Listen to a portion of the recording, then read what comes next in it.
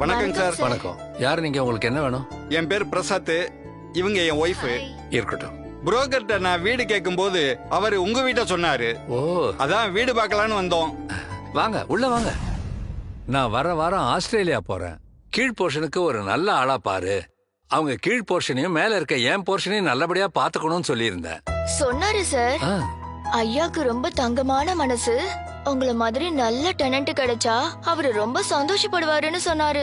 உங்க முகத்தை பார்த்ததுக்கு அப்புறம் தான் அவர் சொன்னதெல்லாம் உண்மைன்னு தெரியுது சார். நானும் உங்கள மாதிரி நல்ல ஆளுங்களை தான் தேடிட்டு இருந்தேன். மாசம் 20,000 ரூபாய் வாடகை, 2 லட்சம் ரூபாய் அட்வான்ஸ். ரொம்ப நன்றி சார். நல்ல நேரமா பார்த்து வர வியாழக்கிழமை அட்வான்ஸ் கொடுத்துடுறோம் சார். நானும் வியாழக்கிழமை ஊருக்கு போறேன். என் மகனுக்கு குழந்தை பிறந்திருக்கு. என் மனைவி ஏற்கனவே அங்க போயிட்டாங்க. நீங்க அன்னைக்கே கூட பால் காய்ச்சிடலாம். அப்பா, இனிமே இந்த வீட்டுக்கு நம்ம தாமா ஓனரு. அப்ப அவரு அவர் டோனருமா. அப்பா, நம்ம அடுத்த டோனர் யாருப்பா?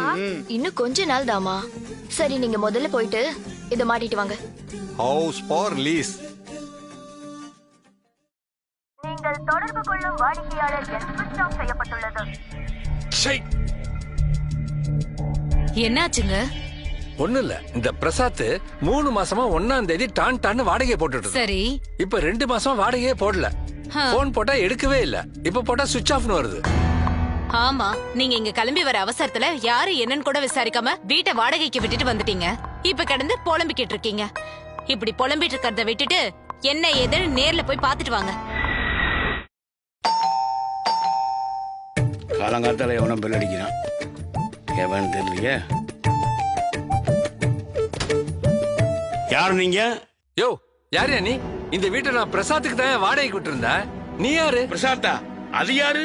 நான் இந்த வீட்டு ஓனர் ஜெயராம்கிட்ட 25 லட்சம் ரூபாய்க்கு ரீசு போட்டிருக்கேன். யோ, அந்த ஜெயராமனே நான் தாயா. யோ, மண்டையில முடிதான் இல்லையா, மூளை இல்லையா? மெண்டல் மாதிரி பேசுற. இந்த வீட்டு ஓனர் ஜெயராம டீசெண்டா இருப்பாரு. இரு, நான் போட்டு அக்ரிமெண்ட்டை காமிக்கிறேன். அந்த அக்ரிமெண்ட் கொண்டு வந்து காட்டுமா? யோ, இது ஏன் கையெழுத்து இல்லையா? நான் இந்த வீட்டு ஓனர் ஜெயராம் கிட்ட லீஸுக்கு போட்டிருக்கேன். அவர் தான் என்ற சாவியை கொடுத்தாரு. ஓனர்னு சொல்றியே, அப்ப நீ எங்க இருந்த? ஆஸ்திரேலியா போயிருந்த. சரி, அவனுக்கு வாடகை தந்தேன்னு சொன்னேன்ல, அந்த அக்ரிமெண்ட் எங்க? அவங்க எல்லாம் பார்க்க நல்லவங்களா இருந்தாங்கிறதுக்காக அக்ரிமெண்ட் கூட போடலையா? பான் கார்டு, ஆதார் கார்டு கூட கேட்கலையா? நல்ல ஃப்ராடியா நீ.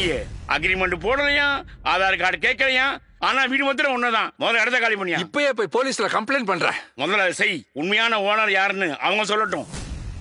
இப்போ நீங்க இந்த படத்தில் பார்த்திருப்பீங்க அவங்களுக்கு என்ன நடந்திருக்கு என்று. உங்களுக்கும் இப்படிப்பட்ட சம்பவங்கள் நடக்கலாம். நீங்களும் உங்களுடைய சொத்துக்கள் பாதுகாப்பாக இருக்கணும் என்றால் நான் சொல்லக்கூடிய சில விஷயங்களை கவனமா கேளுங்க. நீங்க உங்களுடைய வீடை வாடகைக்கு விடும்போதோ லீஸுக்கு விடும்போதோ யாருக்கு நீங்க விடுறீங்களோ அவங்களுடைய identity, family background, Aadhaar card, ration card இதெல்லாம் வாங்கி சரி பார்க்கணும். இதை தவிர ஒரு நல்ல லாயரை கன்சல்ட் பண்ணி சட்ட ஆலோசனையும் எடுக்கணும். அதுக்கு பிறகு லீஸ் அக்ரிமெண்ட்டோ இல்லாட்டா ரெண்டல் அக்ரிமெண்ட்டையோ ரெஜிஸ்டர் பண்ணணும். அவ்வாறு நீங்க செஞ்சால் உங்களுடைய வீடும் உங்க பணமும் பாதுகாப்பாக இருக்கும். விழிப்புடன் இருப்போம், செழிப்புடன் வாழ்வோம். நன்றி.